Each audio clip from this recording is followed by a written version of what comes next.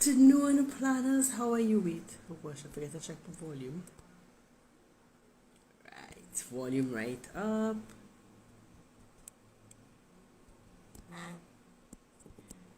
Alright, good afternoon, planners. How are you? How are you? Let me make sure and send out invites by time. All who wanted to be on all this excitement today.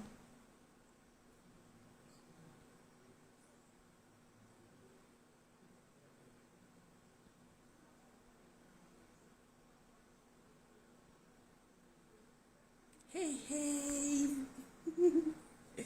Right, let me just make sure I have everything up and working lovely. How are you guys? I know you all missed me last week since I didn't have a live last week. I know you all missed me. Yes. So we on. We just waiting on our guests to come on. So how has April been for you guys? I hope you all are enjoying it. Those who live here in Trinidad only know no more beach, so I am crying inside. No more beach. You know, that's my zen spot. No more beach at all. Oh my goodness, I am so sad. No more beach. No more beach run. That is the saddest thing for me because that's my mental health time. So, no beach run for me. Well, I only get to go to the beach once since the year starts. Okay, yes, our guest is here. Yeah.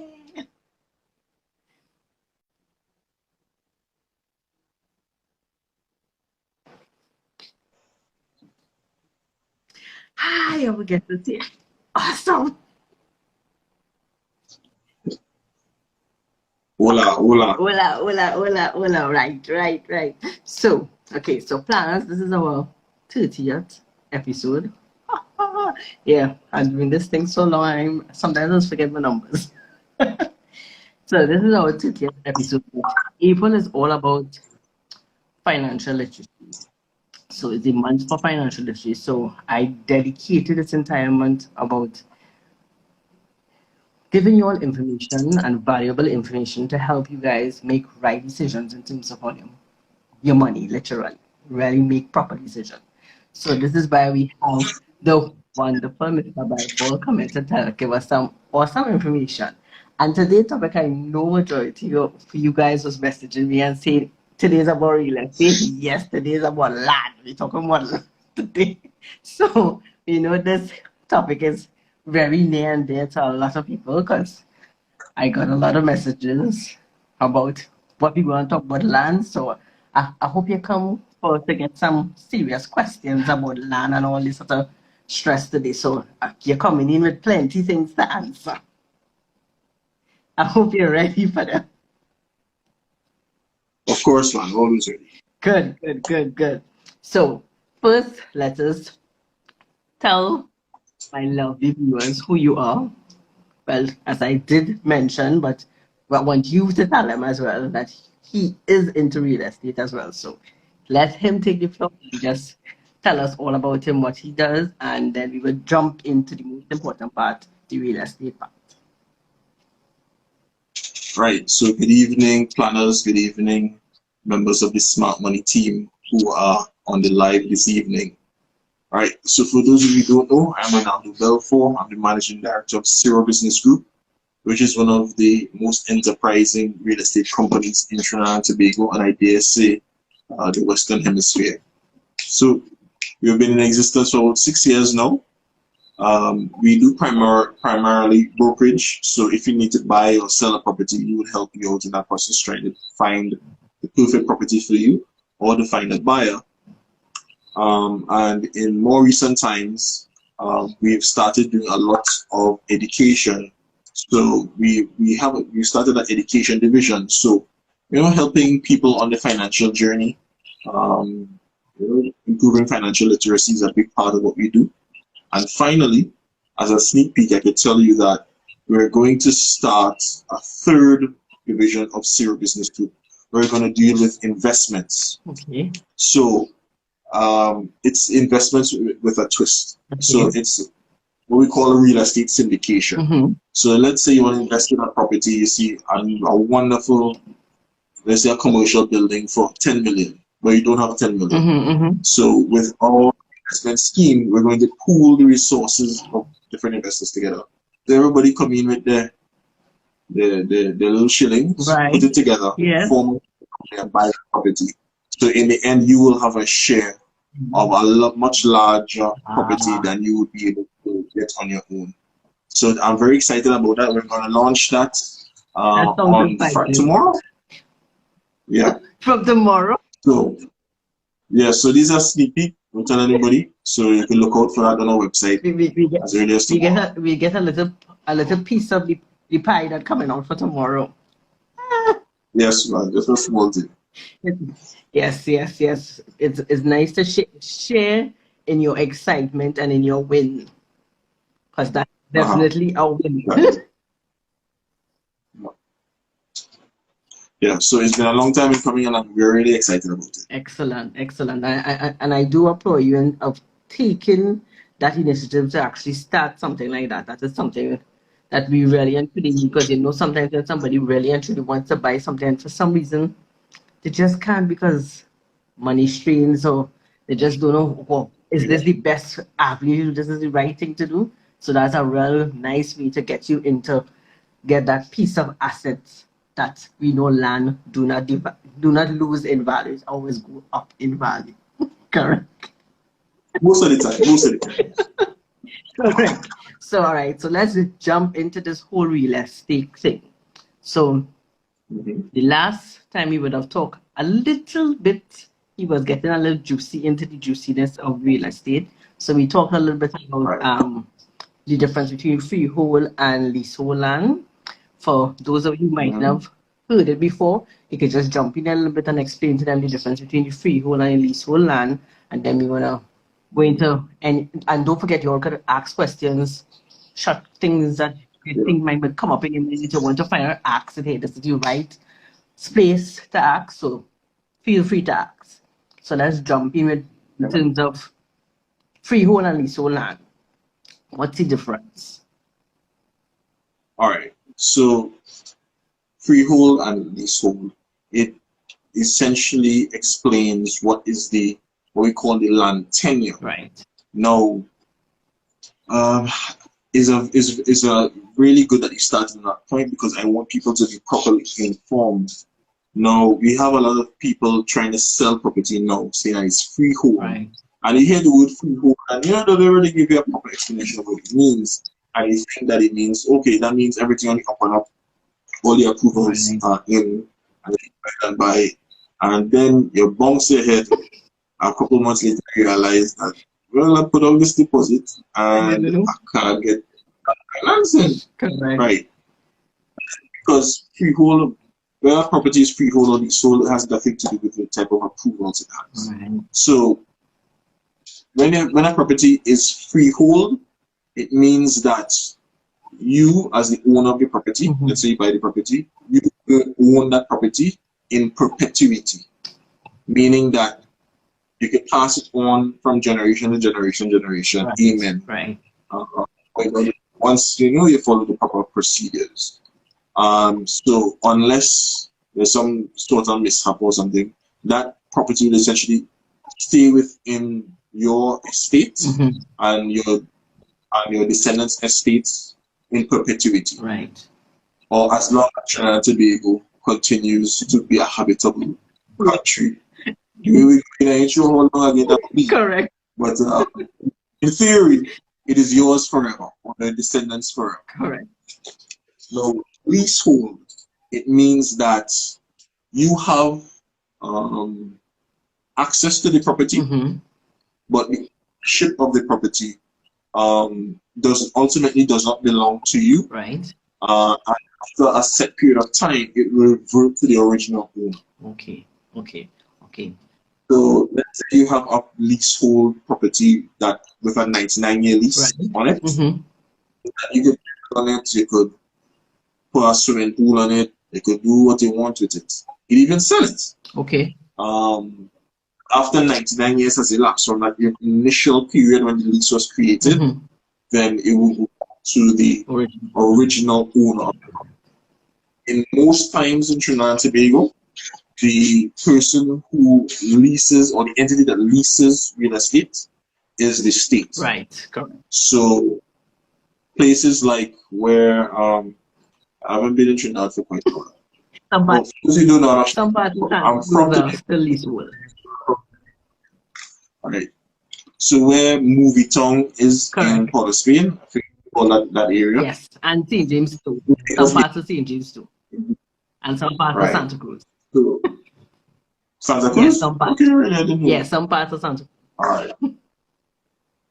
Right. So where Invaders Bay is, where Movie Town is, that is, as far as I'm about, leasehold property, where the lease, the owner of the property is the state, the government of Trinidad and Tobago, and they would have leased that property to, I believe his name is Mr. Chin, the owner of Movie Town, and I'm not sure how long the lease is, it might be 100 years, 200 years. After 200 years or however long, that property, that piece of land will again become in the possession of the state.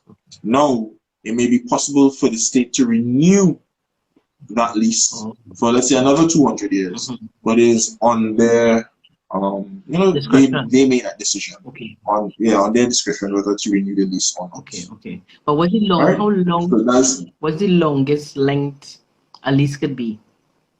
Or I'm not sure that there's an absolute maximum length, but in practice, the longest leases that you typically find are 999 years. Okay. So a very long time, probably longer than it will be. So the grand and great grand will get it if it continues. Right, exactly. So those of you who are familiar with Tobago plantations, where Magdalena Grand Hotel is in Tobago, those lands, I believe, are 999-year leases. Right. So for all intents and purposes, they treat lease a 999-year lease as the same as if it's freehold, because that's a very long time. So correct. For the bank's standpoint, if you want to get a loan on a property like that, for example, they will calculate it as if it's a long. Yeah. Okay. Yeah. Good to learn. Now, the important distinction between freehold and leasehold. Now, there's a connotation that freehold is better than leasehold, but not necessarily. It depends on the context. Right. Let me show you a good example. Let's say you live in upscale development. Give me some of the bougie spots in Trinidad with upscale development, townhouses and kind of stuff. We have a lot of townhouses. Anything in the west is upscale. From Santa Cruz, they go mad to fit. All that is upscale. What else they could think of? Well, what is you could even say Trinity and certain parts of Trinity has become upscale now. Okay. Well, I haven't been to that far. In terms of if you're thinking of townhouses and those things, that's what you're referring to, right? All right. Yeah. All right. So we see a lot of townhouse type developments and upscale developments. The land is actually leasehold. Okay. And why is that? It's because, let's say you work hard to buy your townhouse, your condo unit, what have you, and you buy into this residential development. You don't want someone dragging down the value of your property. Let's say they want to start bringing the goats and mind the goats in the yard and that kind of thing. So with if the land was freehold, there's very little that you can do as a neighbor to help protect the of the neighborhood. However, if it's leasehold, typically there are clauses in the contract, the lease contract that you sign, which means that there are restrictions on what type of activity you can perform. And with a leasehold arrangement, it's easier to enforce these restrictions than if it was freehold. Okay. So that connotation of freehold being better than leasehold is not true. It all depends on the context. Got you. So that will explain something when, like, say for instance, somewhere we went again, it's in Marval. They actually certain requirements that you cannot have this and you can't have that within the Yeah. community. You can have certain things because that was because of that would have been because of, as you just stated, it is a leasehold what property. Yeah. That Leasehold would be type that of. whole issue. Okay, that will make sense. So, You see, and they don't tell you things, so eh? yeah. They went, By the way, just in case you're wondering why it got so dark, car adjustments. oh, sure.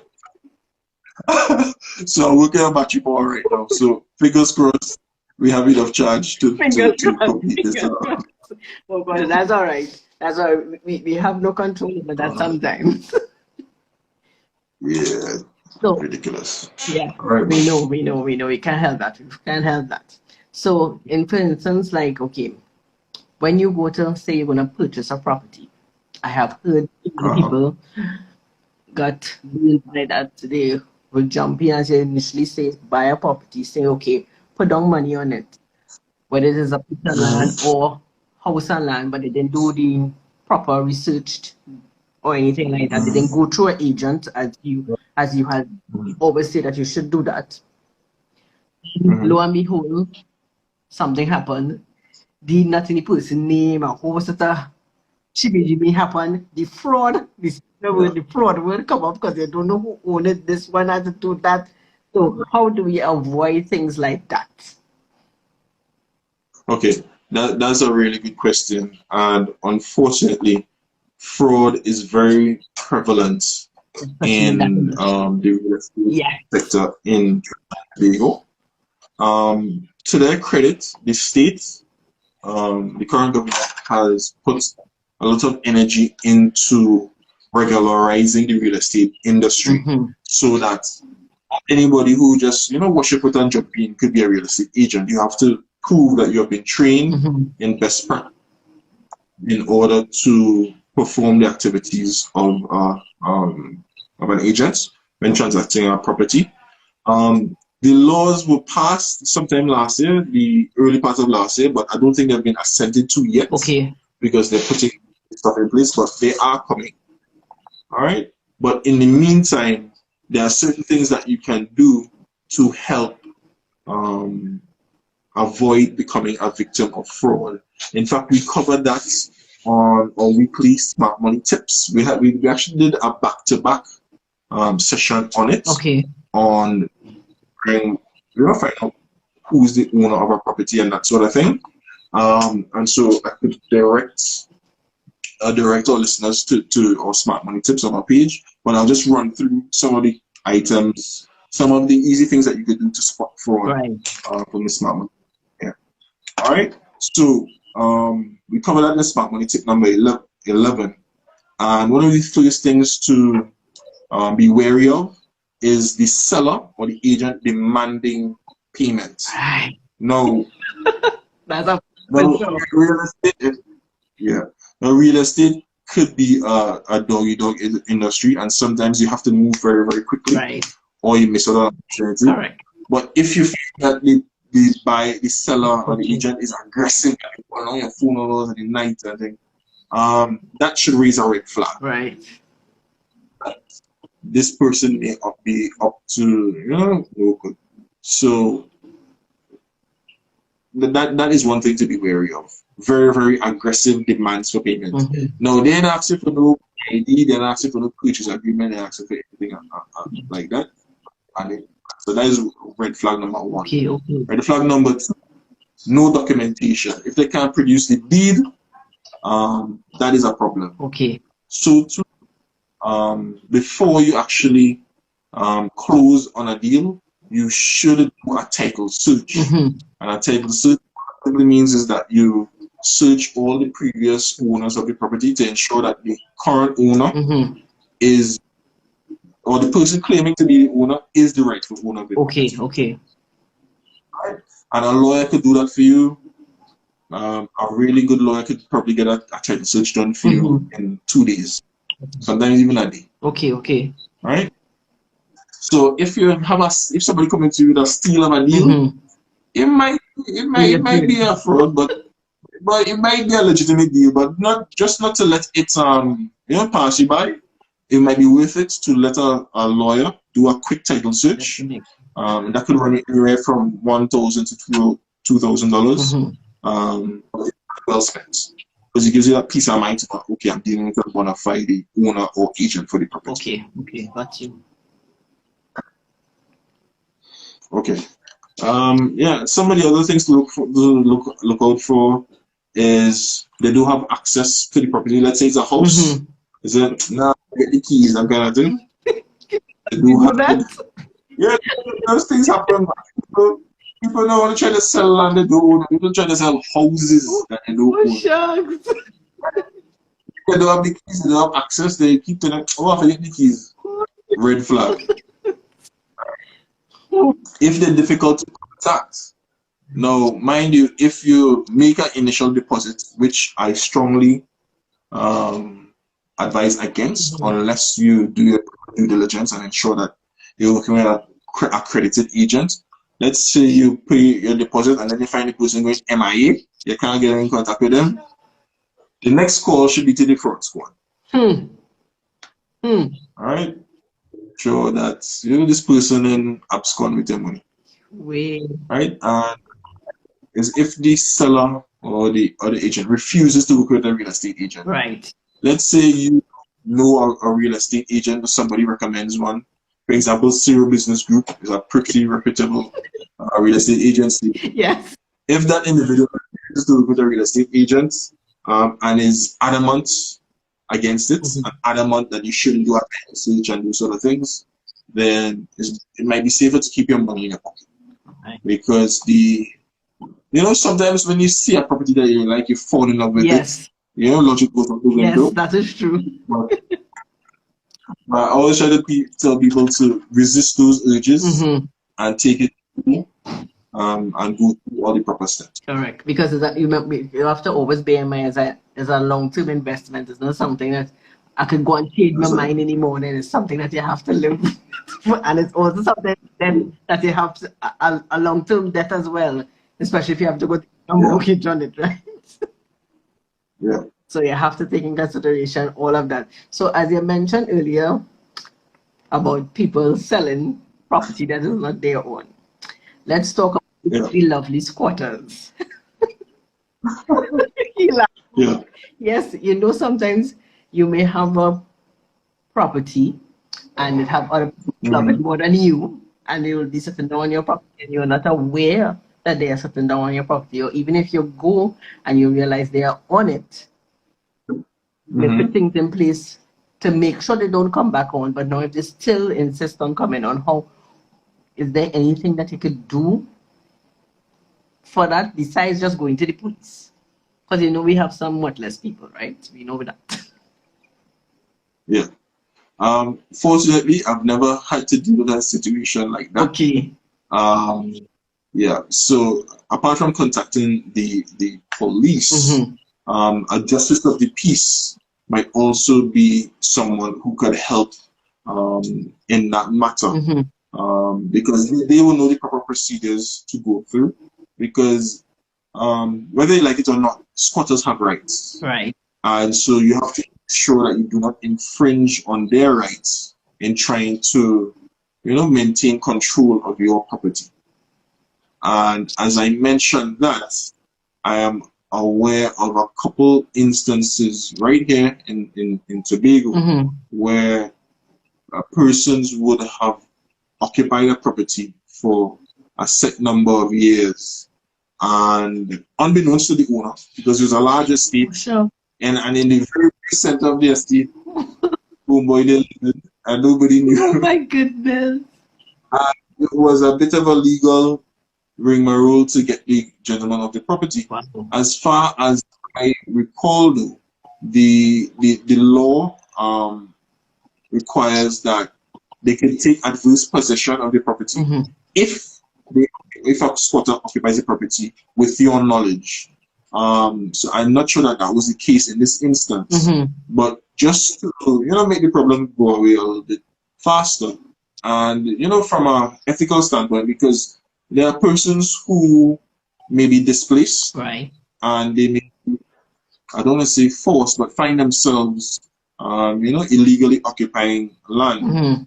Um, and I guess as a form of compassion, I know of a case where, the actual owners, help them find alternative lodging and resolve that problem without it becoming a big legal issue or a police matter. I'm not sure if all things like that. If all problems could be resolved like that, all of these sort of problems. But that is, I guess, an example of it. A peaceful finishing one. on A peaceful one. right. A peaceful one, yeah.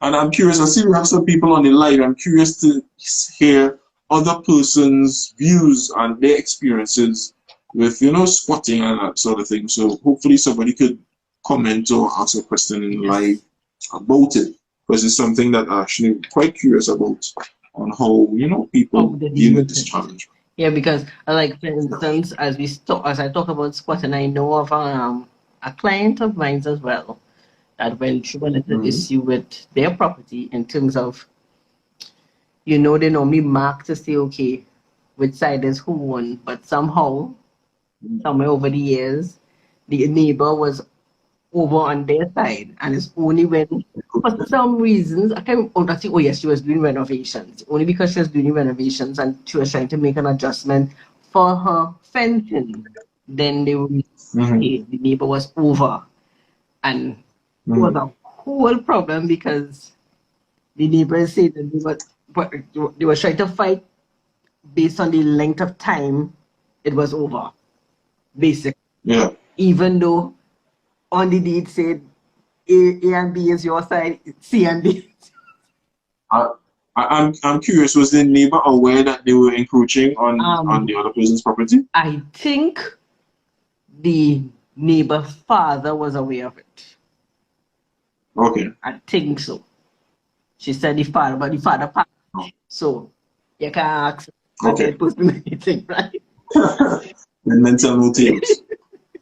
He had passed already. Okay. In that case, yeah. I mean, I know you're supposed to, they will do the survey and put the pins in place to show you where your spot is, but sometimes, I mean, things that happen, it might fall along, something like that, and people will still put up a fence and don't even realize they're encroaching on the neighbor or something like that. So, how do you solve like that? Well, from the instant that you suspect that your neighbor may be encroaching, or you may be encroaching, because unbeknownst to you, the boundary might be, you might think the boundary is one place, but it's actually another. Correct. You have to get the division of town country involved immediately. I advise, even if you're in a neighbor good and you think that you could resolve it, get the division of town country involved. For your own sake, right. Because your neighbor might be good, but then you realize that the spouse, right? True. True. So true. So I'm actually dealing with, or I'm aware of a couple cases where there was encroachment, one on a commercial property, one on a residential property. In the case of the residential property, my client went through the proper steps. He went through the town country division, and the town country is the one who ordered the survey to be done, interpreted the survey, and the town country, people don't realize it, but town country is one of the most powerful organizations in Trinidad and Tobago, because they can mandate you to make changes to your property, even destroy your property if they deem it to be a risk to the public. And in this case, the town country, they made recommendations for the offending party to adjust their wall. In fact, they were supposed to destroy the wall, but because of the they also did a little bit of mediation, right, from what I'm told. And so in the party that encroached on my client's property, they paid them some compensation, and they said let bygones be bygones, and they redraw the boundaries. Of course, the party that encroached, they would have paid for the surveyor, paid the legal costs involved, and that sort of thing to reestablish the boundaries and make adjustments to the deeds. But That's another good example of the of a matter getting resolved amicably. The other matter is not so amicable. In fact, I believe it's in, I believe it's in the courts, so I can't Oh speak God. on it now because it's sub judice, so I can't speak on it. And I guess that's the Other side of it. the other that sometimes land encroachment issues can take, where it can unfortunately end up in the courts and languish for a number of years. Right. Um, And that money yeah, you can't even use it, you can't do nothing. yeah. Yeah, the only people guaranteed to win when you go to court are the lawyers. True, So true, so true. try not to end up In that going to position. court. Right? So true, so Yeah. true. So, all right, like as you're saying about all of this, so Mm-hmm. you have a piece of land and you Mm-hmm. leave it for your children and grandchildren and all that. You pass. Mm-hmm. Somehow, let's say we forget about our will. We didn't write no will, but we say it by word of mouth to our children. This is the split between Jim, Jerry, and Yeah. John. I start I started getting headache. I'll give I you started some. getting a I'll give headache, you but some. go ahead, listen. I want to give you a little headache. Oh God, it's good to have a little headache. Yeah, I'm gonna take two Panadol. And you're going, mommy said or daddy said it's split it between everybody. But mind you, it's either we will have to split again. There's nothing justifying to say, okay, how this piece of land gonna split between 8 of us? But only one wants it. But the others don't want or don't want that one to have it. Everybody wants to they believe they should have a part of it. How is that solvable? He mean that only one party wants it for Correct, themselves. but the others don't want that one to have it. They want it as well too. Because they want to leave something All for right. their family, their own family.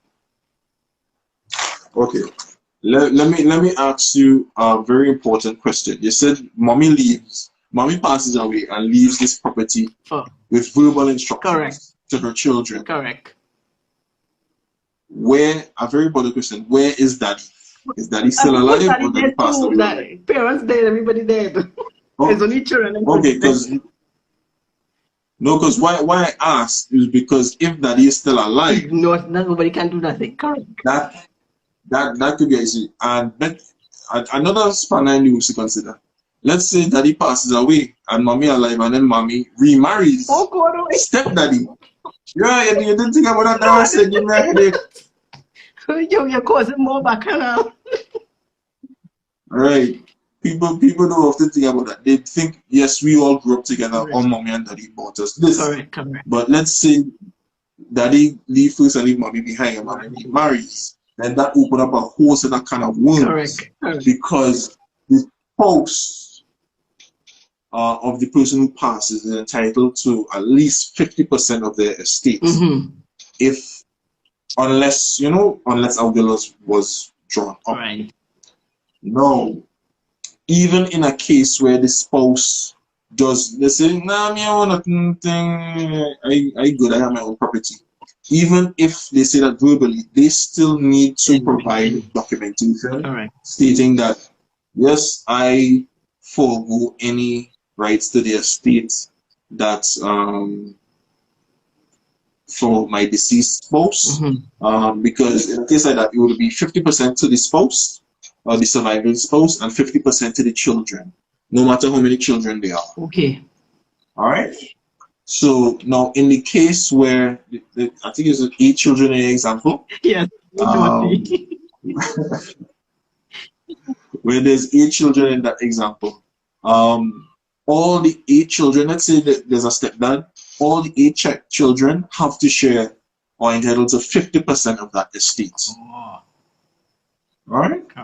So this is not biblical terms. So the first child Not does gonna not get have it. a greater say than the other children. In fact, I've heard it said that this person said, "I am the first boy, so I deserve more." So they entitled Not the first child. the I first am the first boy. boy. Oh my goodness. So this this is not biblical times where the firstborn son had greater But had greater rights than the other you are two. correct. That's Right? how they used to think long time. Long time, the first son would have gotten it, or Right. some might have said the first child. But now, as you rightly say, it's Right. not like that no more. So you have to put No. things in place. Yeah. Yeah. That was several thousand years ago. Correct. So in a case like that, the family should get together and go through. First of all, get in touch with a good lawyer Mm-hmm. who has experience in probate and managing estates, that sort of thing, to begin the process of um, properly going through You would the court system correct. to Before you for go you guys ahead. to take ownership of the property. Now, in a case where there's no agreement, Mm-hmm. mind you, I'm not a lawyer, so this is not legal. This is not legal advice. In the case where there's no agreement on how the property or estate should be divided, Mm-hmm. the court can adjudicate and apportion the property as they see fit, or they could mandate that the property be sold and the funds from that property be shared equally Okay. amongst the children. Now, and here's the kicker.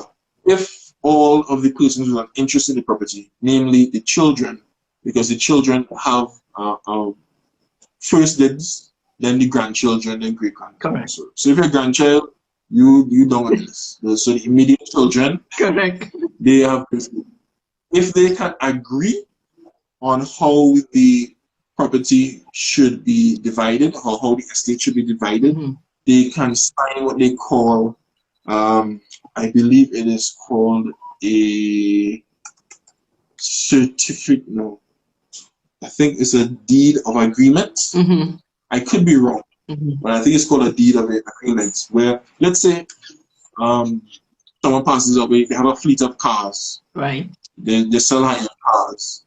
If everyone decides, okay, that they leave 31 cars, now let me use a nice 24 cars, and there's eight of us, And it's everybody is free.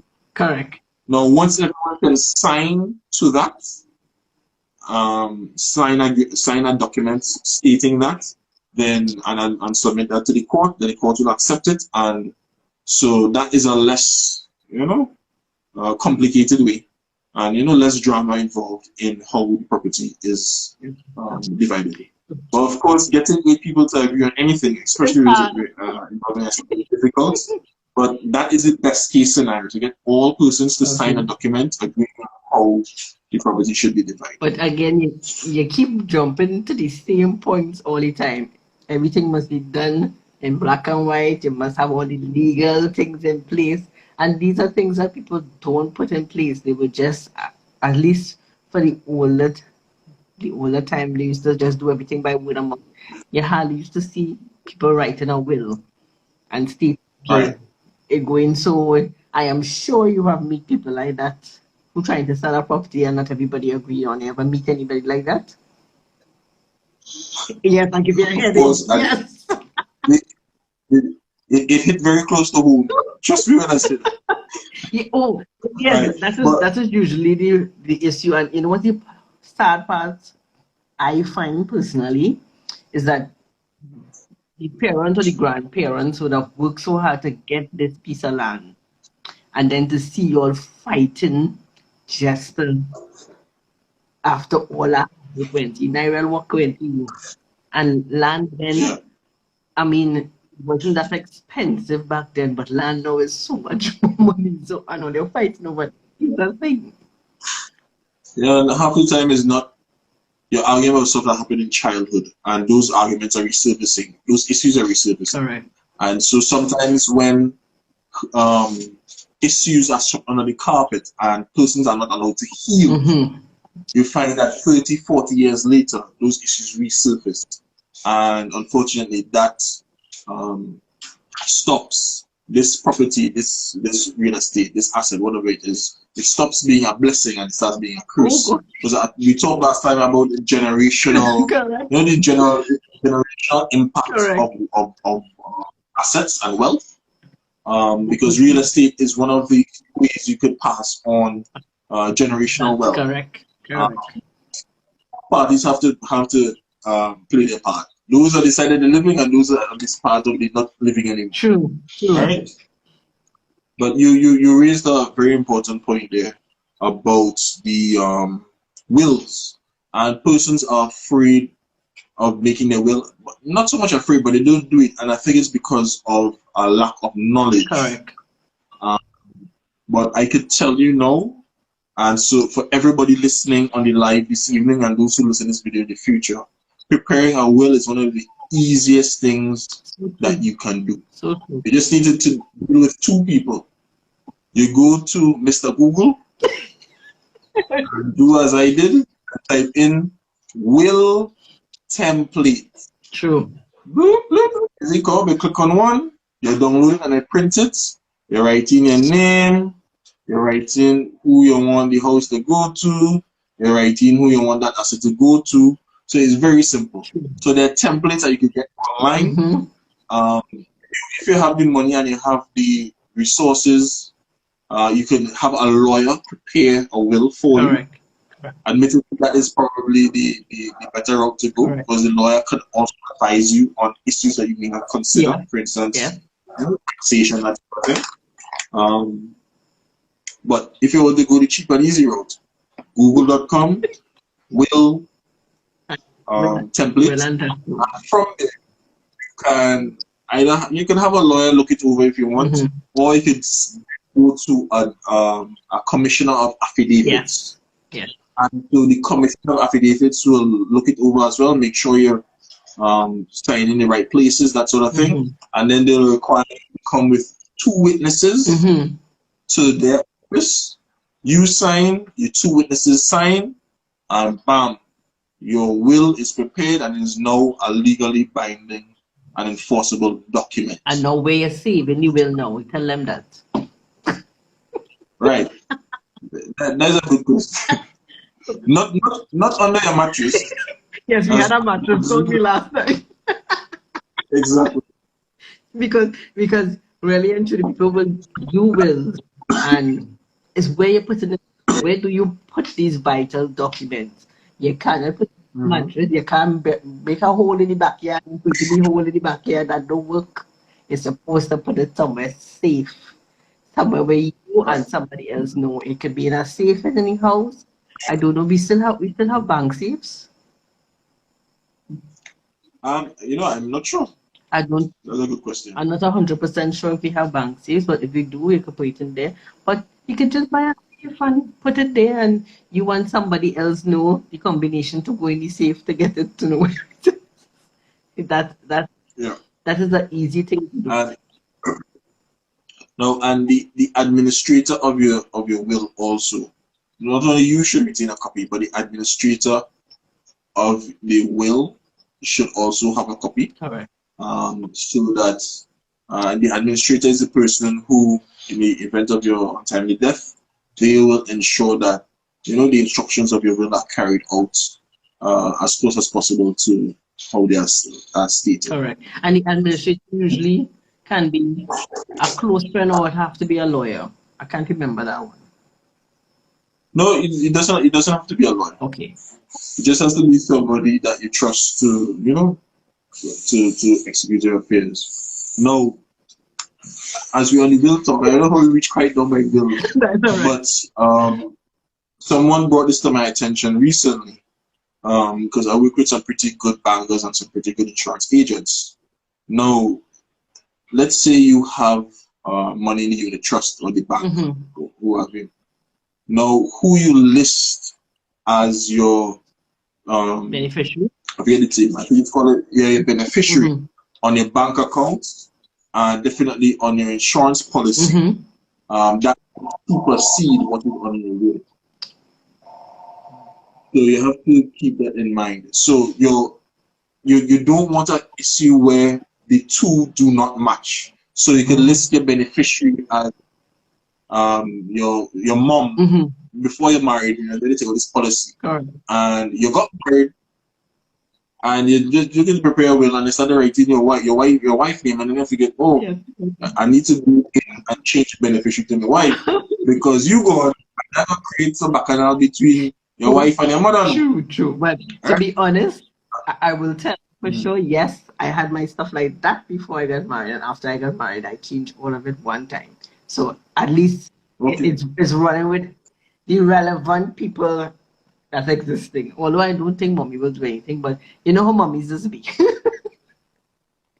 Yeah. Let me ask you a question. You told the significant other that you made them the beneficiary, Yeah, that you made it. Okay. I always wonder about that. I wonder if I should do that. yeah. Just, take He care. he is Me and your wife give, he's and she on. decided to bump me off. No, no, no. He is on, And and my sister is on. Yeah, okay. yeah. They're beneficiaries for everything. I know for sure I'm leaving it for somebody else to take care for me. You know Okay. my instructions. All right. Good. You have to make sure, as far as I see, you should always pick somebody who you know will honor your wishes. That's somebody. Mm-hmm. Okay. So what you ain't gonna make your significant other your beneficiary or your kid? No, I'm not saying I won't, but I'm not sure I will tell them. Why you won't say? They have to be aware. Let me hear the reasoning behind it. There's like a conversation. Take care, she get vexed. Take care, she get vexed with me and decide to bump me off. Pour a little rat poison in the No. coffee. Well, okay. No, that is bad. That is bad. No, no, this is bad. I mean, although we just have all the days a running joke like that in the household, Yeah. a running joke like that. I would not lie. There's a running joke like that, but I know it's on kicks. But no, as far as I see, you should be aware. That is my opinion. You should be aware, so at least if untimely that happens, you know, okay, your name is here, this one name here, that one name there. That is me. Okay. Well, on a more serious note, one of the things that I think that some people are concerned about is that if you reveal to persons, okay, that you are my beneficiary and you are in my will, that might create some tension, not only between you and that person. Correct. Let's say you leave out, you have, Somebody. everybody have that one family member. We can't leave So some people have several. This one family. So how come I not in your will? Right? True, true. So So I guess people being the kind of somewhat private people we are with those Correct, sort of things. correct. I suspect that that's why some people don't mention even if they have a will, and some people don't bother at all because they're worried about that, The you effect. know, Yeah, because you really stress or correct, tension. correct, I know that. correct. And you have And how come you do that for and how she? you put I my was here with name you every there. time.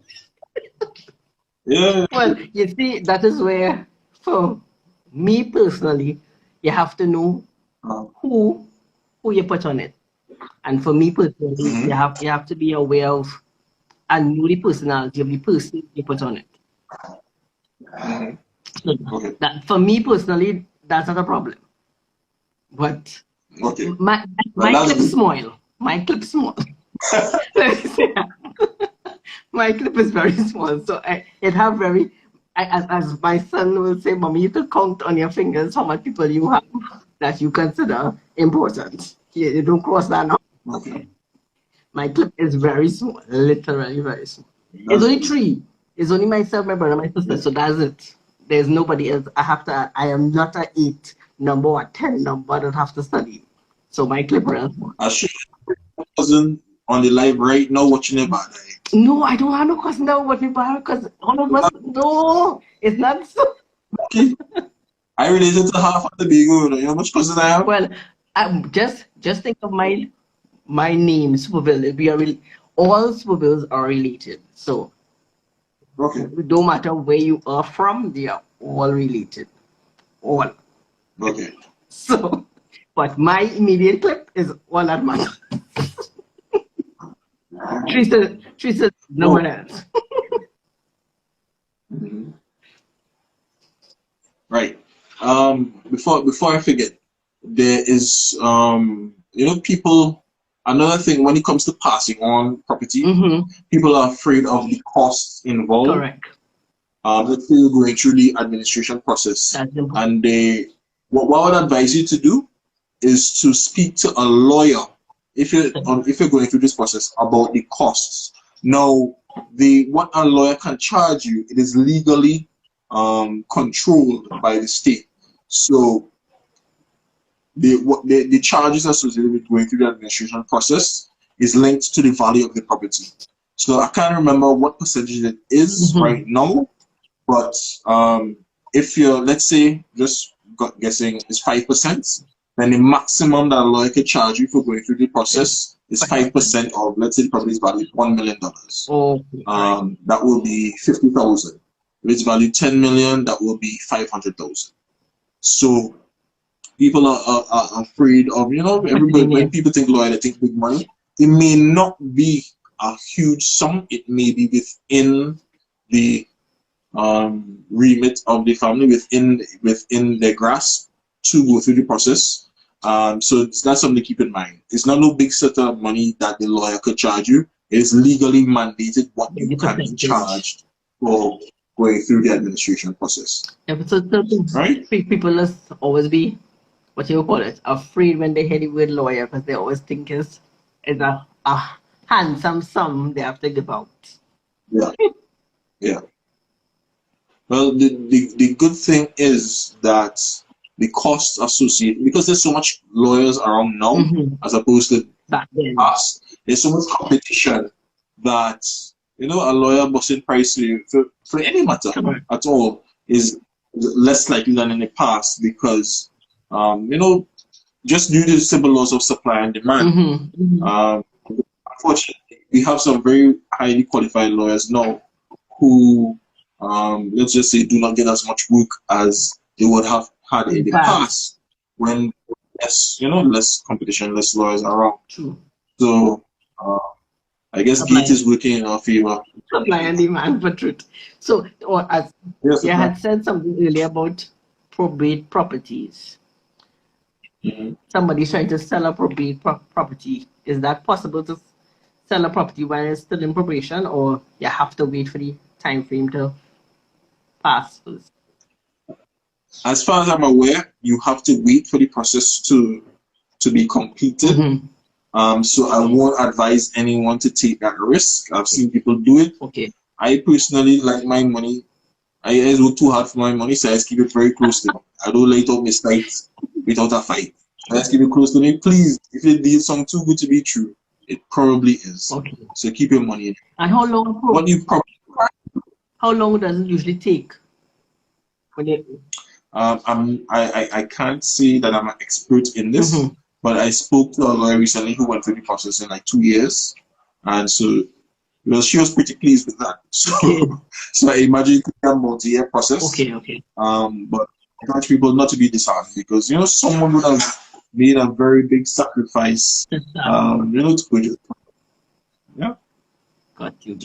For what I was about to say is that what you can do, as opposed to, let's say, trying to buy the property outright, what you can probably do is get a lawyer to draft up an agreement where you have the right of first refusal on the property. Okay. So that is a way to, show the seller or the potential person inheriting the property that you're serious.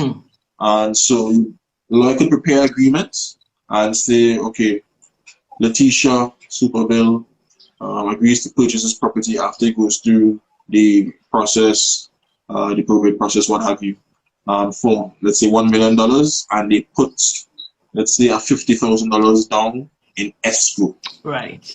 Now, what that means is that that money does not go to the person who is trying to sell the property.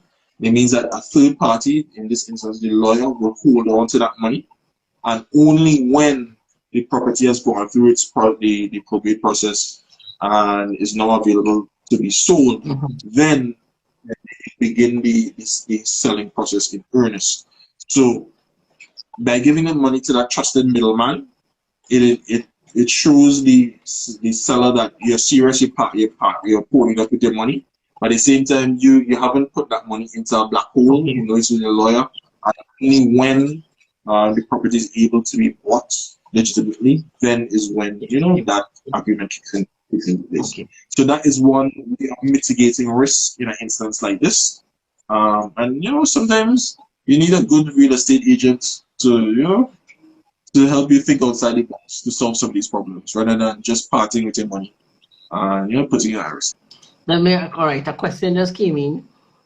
How long Mhm. can money stay in the escrow? Um, in theory, as long as you leave it there, it depends on, I guess, how badly you want the property. Mm-hmm. Some agreements will have a stipulated time frame Okay. where after, let's say, 90 days, if you're buying a piece of land, or yeah, let's say a case like that, then you're entitled to request your money back. Mm-hmm. Let's say if the seller does not fulfill their end of the obligation. But in theory, once both parties agree to, continue working on the deal, let's say some sort of paperwork is holding it up. Once they both agree to leave the money in escrow and continue on the deal, then you could stay there for years. Yeah, I've dealt with my very first, well, actually, yeah, my first ever deal was my biggest deal ever. And to this day, 6 years ago, 6 years later, and there was a little issue with the some of the paperwork, Mm-hmm. and that deal dragged on and was in escrow for almost a year and a half. Okay. But the buyer really wanted it to buy it, Mm-hmm. and the seller really wanted to sell it. So it was in both of their interests to stick it through for a year and a half. So it all depends on how badly both parties want this deal to be successfully executed. Okay. Mhm. Learning something. We always learn something new. I Yeah, man, this is fun. said again. I said this is fun, man. Yes. Yeah, because we always hear about escrow. I never really knew it could stay that long inside it for that. So that was a question. Yeah. Anybody, any questions you want to ask about land, property? Yes, or look at the top of his head and question it. I don't have to only be the one asking all the hard questions. Anything you all want to know about purchasing land? I've seen some more people coming Yes, on. I've seen people just So, saying popping hi. on. Yeah. All right. Well, while they're formulating the questions, um, I wanted to touch on a few things on because the original Oh, what's the title first was step Why in Real getting a Estate. mortgage? First question The is, first step or a loan from the bank. All right. Well, the first step is going into the bank or credit union or whatever financial institution that you are interested in to get pre-qualified.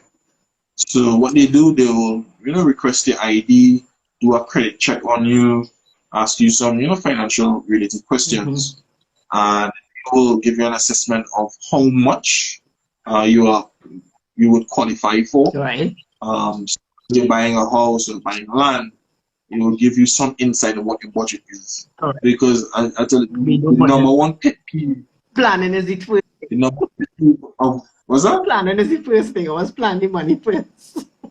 Exactly. Because if you call me tonight and tell me you want to buy a property, the first question I'm going to ask you is, have you been pre-qualified? Unless you have been pre-qualified, you're not going to get in my vehicle. You're not going to get me to meet you anywhere. You're not going to get anything out of me unless you go and get pre-qualified.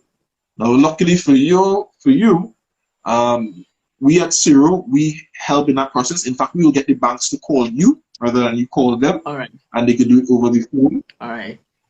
Because a lot of people they get excited and say, "Yeah, boy, I'm ready to buy my own house," and they go and buy this house and say, "Wow, I really want this 3 bedroom two bath. It costs 1.8 million." When they reach the bank now, they say, "Breads, yeah, the most I could give you is 500." So you just wasted weeks, if not months, if not years of your life looking for property that you cannot conceivably afford anytime soon. All right. So the first step to save your time, save the agent's time, save everybody's time is to go and get pre-qualified. And on the flip side, some people actually end up getting pre-qualified for more than they would think. Right. Right? I've seen that happen many, many times. And some things to note when you're going to get pre-qualified, the bank, they look at your age. Yeah. The younger that you start looking into buying a property, the better it is for you. True. Because in theory, you have more time to pay off. So you can have a maximum term of 30 years to pay off a house. Or in the case of land, you have a maximum term of 15 years. Right? So the more up to the age of retirement. So the cutoff is retirement age 65. Of 60 or 65, whatever. 65. So if you're starting at 20s or 30s or so to get pre-qualified and start, that'll be great. You have a longer period to pay off the loan or the debt. Exactly. So your installments are small. Correct. Right. That's another thing that they look at. That's borrowing 101 there. The earlier they start, the better. Right. They also look at your debts. Correct. If you have a car loan or some next loan, you didn't pay back courts in time. Oh, yes. That could come back. So your outstanding and your credit history are very important. Correct. And as you mentioned, credit history, what most people don't pay attention to when it is they decide not to pay a loan and they say, all right, that's a small loan, man. I had to hustle to go pay that, and they let time lapse and they ain't pay it. When it's that time of you want to go get a mortgage for your house now, that little blacklist just dwindling there, but you didn't pay that for how much years now? They let us say they do credit check on you. They call you for you to come and pay, and you refuse to even go pay. And you could have paid, but you just say that's a small money, you ain't paying that now. And you know we at Trinidad do that, right? We does do it all the time. And I'm speaking about really? That. I didn't know that. I just see it every time. Oh, where is that small money there? I have to pay that yet. I need that. But that messes up your credit. That will mess up your credit score. Yeah, it doesn't matter if it's $1 or $1 million. Your credit history looks at your credit worthiness on how on whether you're able to service your debt or not. The amount doesn't matter as much as you making the payments. Correct. So always advise people make your payments on time. If you come back on hot, even if it's a small loan. See your little listen. Okay, we have two questions here. What is the best amount of funds you should start for having a mortgage? Not as much money as you have, I guess. But seriously though, I see the person asks also if it has places for under $1 million. Where are you referring to? In Trinidad or Tobago, or both places? It had to be Trinidad because if you're talking a house and land, then again because of supply and demand, you're not going to get much. Very rarely in Tobago you get property like a house for under $1 million. It's very, very rare. Most times it's talking starting maybe 1.3, 1.4 million in Tobago. In Trinidad, there's still more opportunities available. And land prices going up. But yeah, it is all the time. But in terms of how much to start out with, now to their credit, the state has put in place procedures at the TTMF to help persons who are from the lower and middle economic classes to help purchase properties. So I believe properties under $1 million, once you qualify, you can get 100% loan, 100% finance. Right. So in theory, you may still have to pay the deposit to the owner of the property. They might still want that. If they really like it, they might waive it. But at the end of it, you will get back that money when the loan is processed. And so in theory, once the property is under $1 million, I believe $1 million is a cutoff, you can purchase a property for no money down. Okay. So I guess the answer to the question is technically is zero. You could have a mortgage with $0 right now, $0 down. But two things to be mindful of is that you still have to pay the legal fees. Correct. you have to pay to do the searches, you have to pay to do the appraisals, Mm-hmm. that sort of thing. You And should, another you thing to should consider have, you is should at that, least put on something. But it's right, at ten so you need to percent. have that money in reserve to pay those legal costs, Yes. those acquisition costs. Yeah. It do. And go ahead. It adds up. Yeah, it can add up. Yeah. I guess, and another thing to consider is that um, if you do go that route of getting 100% financing from TTMF, you cannot sell that property within 10 years. So you have to hold on to it for 10 years. You can't sell it. I think you can pass it on. Let's say you pass away, unfortunately. You can pass it on, but you cannot Can't sell it sell for it. 10 years. So it is really aimed not so much at investors who want to flip a property for a quick profit, but for more persons who are looking for, for something to live in. Okay, okay, okay. Right. Making sure I catch all the questions. Yeah, searching through yourself.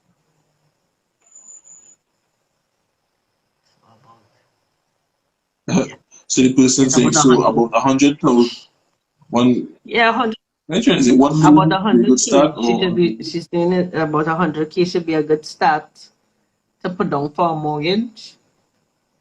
That would be, yeah, it will mean that because you typically have to pay down 10% of the if it's a million, yeah. property value. Yeah, so 100,000, that's the deposit. No, you don't have to pay 10%. There's no legal requirements to pay 10%.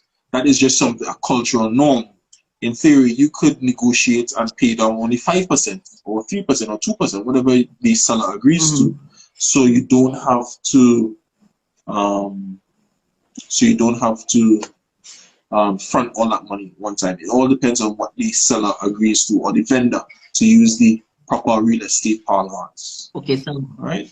I'm seeing. any Right. any regulations on renting the property with 0% down with Financing. financing with all the colors. I see the picture on. Yeah. So there are no. Oh, from I am Jacques. Hi, hello, Jacques. So to answer your question, as far as I'm aware, there are no restrictions preventing you from renting that property. At the end of the day, it's yours to do as you wish. The only requirement is that you make your payments and that you don't sell the property within 10 years. Okay. So there are no restrictions on that. And I think it's modeled behind the system in the US, Mm-hmm. which you may be aware of, Jacques, talking about the business. It's similar to the FHA loans in the US, Mm-hmm. where you could have a 2 to 3% down payment. And there are some restrictions. I believe in the US FHA system, it has to be owned occupied for at least 1 year Mm-hmm. or 2 years. Then you can sell it. But in TNT, it's 10 years. But no, there are no restrictions. Good, good. All right, so let us ask, as we're talking about property, and he hit something very important there. What about when we Mhm. have a piece of property, but we living on top, but we renting below, or we renting a portion? Remember, we had that discussion last week. So let me bring that in to this week conversation. There's no wait. I see another question pop up or comment. Wait, well, they're going too fast.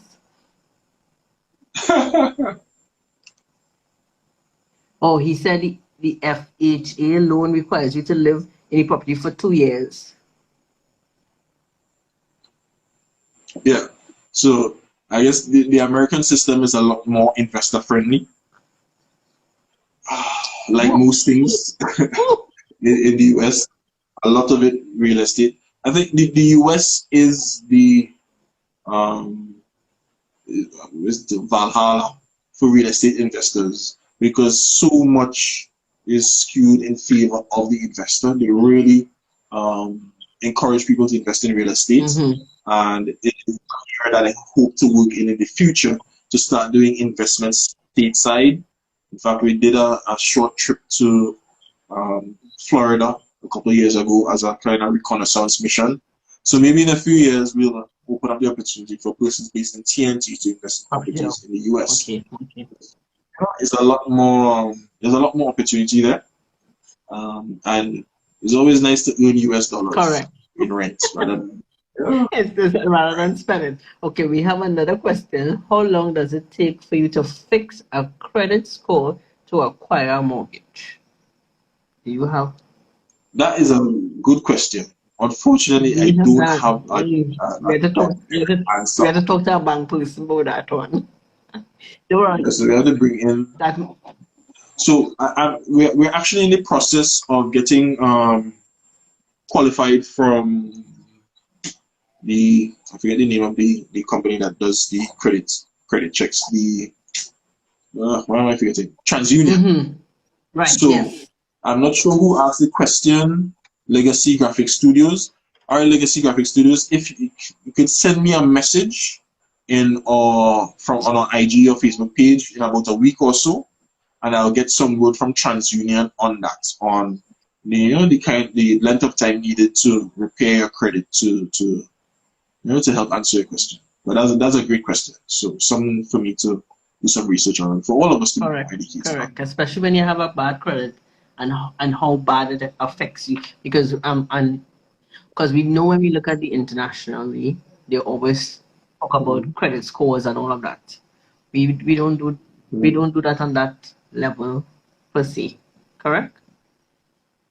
Can you repeat that? When you watch internationally, you always study about making sure your credit score is this right percentage number. We don't really promote that here especially in Trinidad and Tobago. I don't know if the other Caribbean countries does that. Well, it's becoming more and more important, and I think that might be a nice lane for someone to become an expert on. Correct. Because I know that persons would value that information. Yeah, that's credit. So for all the listeners, there are people who actually offer that service where they will teach you how to repair your credit, like in the States, Canada, that sort of thing. So that is an area for persons to explore, maybe becoming a local expert on credit repair in TNT, and position themselves as an expert and sell those services. True. Yes, we have to change the way we do. So we're giving you guys entrepreneurial ideas. Oh, we get another question. Wait, how much do you have to pay an agent to help you buy a house? I know that person answered that question. She do that. Right. We know that person. Personally, we know that person. Who is that? We know that person, but we ain't gonna say she name on TV. We will loud here. All right. So, how this system typically works, now I say typically because everything is negotiable, is that if you're working with an agent as a buyer, you do not pay that agent. The vendor or the seller of the property is the one responsible for providing the commission or paying the commission. Correct. So that's typically how it works. Now, there are some unique situations where a buyer may contract someone and offer them a commission to find them a house.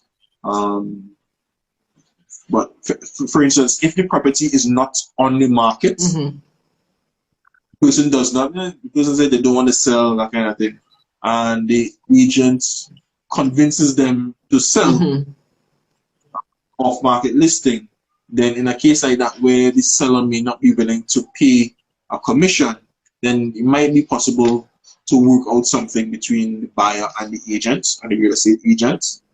But that's a unique scenario. By and large, it's the seller of the property who pays the agent. Okay. All right. Here's another question that's coming, and then you'll read the other one. So one person just asks, if it is a property owner decides to sell their own property for themselves, right? But agent comes and asks them if they want them to assist. Is that the same process as what you were just explaining? Would that work the same way? So they will be their own Yes, all the time, and then an agent see the sign and asks to help them. Is that the same? yes. So yeah, in a case like that, then the agent will probably ask you to sign a listing agreement where you will essentially outline the terms of engagement, Mm-hmm. and you will discuss remuneration on what percentage. Typically, they pay uh, uh, between 3 and 5% of the selling Mm-hmm. price, yeah, to the agent. It's a little bit more complicated when the owner tries to sell initially and then they work with an agent. Because let's say someone saw the property initially Mm-hmm. and then come back to the agent a couple months later, Correct. or you you as an agent bring someone to the property, see the property, they like it, Mm-hmm. and then they go without the agent now a week later, actually they can cut a deal with the Correct. seller without even knowing. So to try to cut out the agent. Correct. Those things happen all the time. Okay. Okay. And so what I advise persons to do is to have a written agreement, one, and two, the agreement must spell out how do you deal with those complications. Okay. Now, typically, what the agreement may say to navigate that process is that it will say, you'll list the persons who would have viewed the property previously or shown an interest Mm-hmm. and say that, okay, if any of these 5 people, Tom, Kate, Jane, John, and Ricky, purchase the property, then the agent is not entitled to the commission Okay. or Okay. entitled to a reduced commission because they would have already been Right. introduced to the property. Right. And so to protect the agents, the agreement will say something like, if I bring up someone to purchase a property and they come to buy it without me, Mm-hmm. let's say up to months later, I think is a cut point, Mm-hmm. then I am still entitled to the commission. Okay. And I think that's fair and it protects both parties because it respects the work that the seller would have done prior to bringing on the agent, and it will also respect the work that the agent would have done in marketing the property. Right. Okay. Okay. And then we have another question. I saw one come up. So the real estate agent does not offer the service of helping clients acquire a home, not just finding, but helping them run through the process. That's correct, right? Yes. So, getting someone to view a property and make a deposit, for example, that is just the start of the journey. Typically, you have between 90 and 120 days to close a deal, Mm-hmm. and it's that length of time for a reason because there's a lot of documents that you need to get. You need to get a quick rundown. You need to get the town country approval documents in order. Right. What's the clearance? Board of Inland Revenue, tax clearance certificates.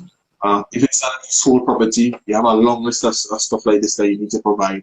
So the real estate agent guides you, both parties really, on getting all these documents in order Mm-hmm. and in a timely basis. And to be quite frank, navigating the bureaucratic nightmare that is Trinidad and Tobago. There's a lot that I could say about that, but a lot of your effort goes into getting the right documents at the right time, Mm-hmm. in a timely manner. And so, just today, I went with one of my colleagues, Yulani, to the Division of Town Country to get some documents submitted. And even all my years of experience, it still took 2 trips to the Division of Town Country to submit the one document. And even when I'm back the second time, when I give away the documents, after this, all right, go back and fix this, this, that, and that. I go back and fix it, bring it back today now. Still wanting me to fix it. Right? So for your own sanity, that is why people tend to use real estate agents because they know about the process, plus they know some of the individuals who are in some of these offices. And that personal connection is very important. So so navigating all the people required is one of the key reasons to work with a trained and experienced agent. All right. Your next question now. How much is usually the down payment when sending an offer for a property or land that you are interested in? I think I touched on that earlier. Typically, it's Right. 10%, but it can be less. It all depends on what you negotiate. It could even be more if seller might request more, but 10% is the industry standard. It is not mandated by law, but it's common practice. All right. So when you are purchasing a property, do you need to have a lawyer? Um, Need. I strongly advise it. Unless you definitely need a lawyer to commission a search group to search the property, and you need also a lawyer to prepare the purchase agreements. So yes, it is advisable that you have a lawyer do that, and a lawyer that is a registered attorney admitted to the bar in Trinidad and Tobago, because we have persons who they might be a lawyer, they might have a law degree, but they may not be admitted to the bar. I had to deal with that not too long ago. So I have to ensure that the lawyer is admitted to the bar and permitted to conduct transactions. Okay. All right. Next question now. What occurring costs do you have to budget for when buying land? And what is the average cost of, I'm assuming, it's to purchase land? Um, Average cost. Well, Jacques, it depends on where the property is located. I can tell you that there are certain parts of the country that are more affordable than others. I could think about Eastern Trinidad, for example. Sandy Grande right now is going through a real estate boom where you can purchase a parcel, a 5,000 square foot parcel, which is the minimum lot size in TNT from the mid 250s, the mid 200s, sorry, maybe even less. In Tobago, because of supply and demand, you're looking at somewhere closer to 400,000. Yeah, exactly. So it's a lot more. You may get some more affordable parcels, more in the countryside. Right. So it all depends on location.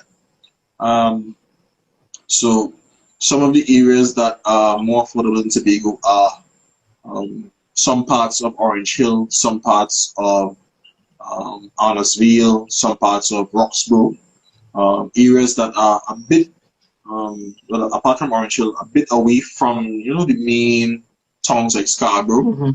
But it's affordable, and nowhere in Tobago is far. True. All right. True. That is true. So, in terms of recurring costs, well, the major costs associated with land is property taxes. Now, there's a tiered system. I can't remember all the tiers, but the property taxes is linked to the rentable value of the property. And for residential land, I believe I think the cutoff point or the minimum is like 500,000. I think 500,000 and below, or 450 and below. You pay something like $450 a year with the new proposed tax. So is so average lot size of let's say 5,000 square feet, valued at around 400,000, looking at something like $300 to $400 per year in property taxes. So not a huge amount. Okay. All right. All right. Now, if you type in property tax calculator Trinidad and Tobago, it will carry you to property tax calculator. There's one provided by the state, and there's one provided by I think it's a law firm, to give you a rough estimate of what the property taxes will be based on the estimated rental value of the property. So even before buying a property, you could get a rough estimate of where taxes will be. Ultimately, it depends on what the government assessors assess as your rentable value. And I know right now they're doing that exercise right around the country, estimating rental values in anticipation of the launch of the property tax regime. But that could give you a rough guide of what the property taxes are. Okay.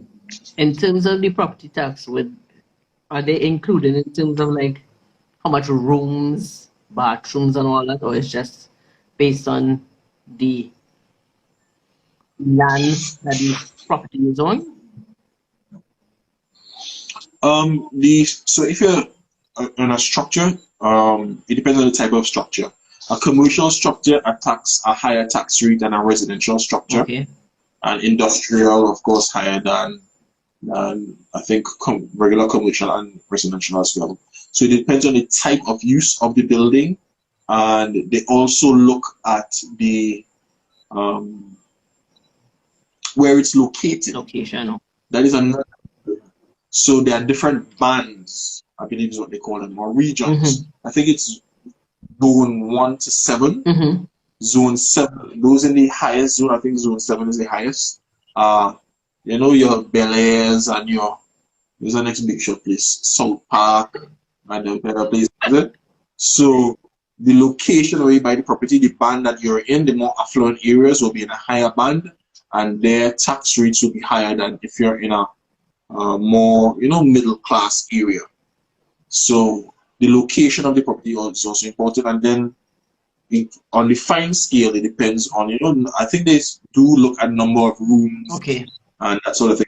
Okay. So it's cost scale and fine scale, location, type of property, location, and then ultimately the features of the property are some of the key things to look for. Okay. All right. Another question came in. What is the difference between a plot and a lot?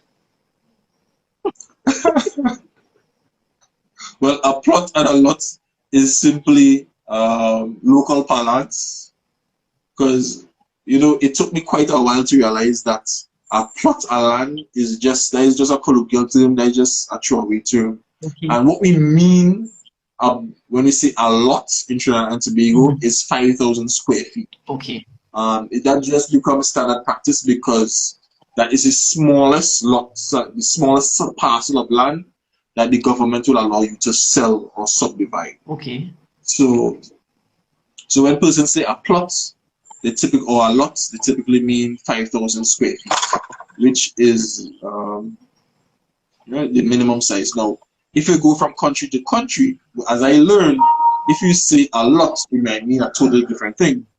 Because I was speaking to a friend, a colleague, I should say, who is investing in West Africa, in Ghana, and I forget the country next to Ghana that they're investing in. I forget it. On the western side, northwestern side of Ghana, I believe. I can't remember the name. There, somebody saying a plot is in the cemetery. Yes. Right. So in other countries, in the country that he is looking to invest in, the minimum size of parcel you can buy yourself is 3,000 square feet. Okay. So saying a lot in Trinidad and Tobago means means something totally different than if you're in another country. Correct. So it's not an international term, it's just a local term. It's a local term, okay. Oh, one quick thing I should mention. That thing about 5,000 square feet being the minimum plot size is not totally true. Okay. So you can have a smaller plot size, and there are some developments in Tobago I know of with 3,000 square foot parcels where they typically do government housing schemes. Okay. Typically, the states can request from town country, and most of the times they get their way, where they can have a smaller plot size than the typical average of 5,000 square feet. Okay. So if they're doing a low income housing, then they could get smaller sizes of land, parcels of land, whatever you want to call it. In theory, it is possible for a private developer to also request and be granted permission to develop the land into plot sizes smaller than 5,000 square feet. Okay. I've never heard of anyone successfully doing it. Okay. But in theory, it's possible. Anything is possible. Yeah. Once you know the right people, I guess. Correct. You know the magic word, money talks all the time. Right, so. Any other questions? So, any more questions? All right. You guys had us here a lot longer than I anticipated, man. But it's been fun. Yes. But any it was very question? Yeah, man. It was. I like the concept about the plot is a cemetery. Yeah. We and make sure we answer everybody question. Make sure.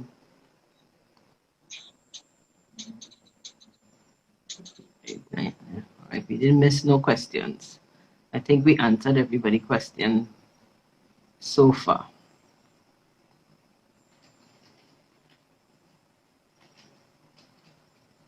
All right, so Right. and look, we didn't miss any questions. Okay. All right, you see, very informative, and this was beautiful. They loved it. Yeah, man. What do you think about doing going live again for the other two Well, I feel sessions? so. It looking like that's the hit. Yeah, yeah, yeah. I think we had to go live. The next So, guys, stay tuned. Next week and week after, we're going live again. next week for sure, we're talking about next week is stock, right? Stock. Yes, the stock market. We're all about the stock exchange and everything. Next week is all about that. All right. So Perfect. you all could definitely come back on, get all your questions, ask him plenty questions, ask him all the questions you need to ask. I would think of somebody, you all could think of others. Ask your questions, because you know that's the next way everybody wants to go. Get on the stock market, learn about shares and stocks and bonds. And we talk a little about it in our first one. So Yeah. we're going to dive a little deeper. And I think I might inviggle him to do the angel lending thing too. I will inviggle him in that one. Because You will try. it's a topic. Yeah. Right? So again, thank everyone for coming on. Thank you all for your lovely questions. Right. See, look, somebody just well, yes, they want to learn more about stuff. Yes. So we thank everybody for coming on, and everybody that will come on after and listen. Do leave us any questions, comments. Do send it to him. Ask him anything that you will need to know about buying properties. What are the next steps? He will definitely guide you. And we look forward to see you all next week for our stock talk. Yeah, man. Feel free to shoot us any questions. Maybe if you can't make it, shoot questions in advance on the Destiny Planners page or the Zero Business Group page, and we'll definitely answer them next week. No problem. And bye. All right. Ciao.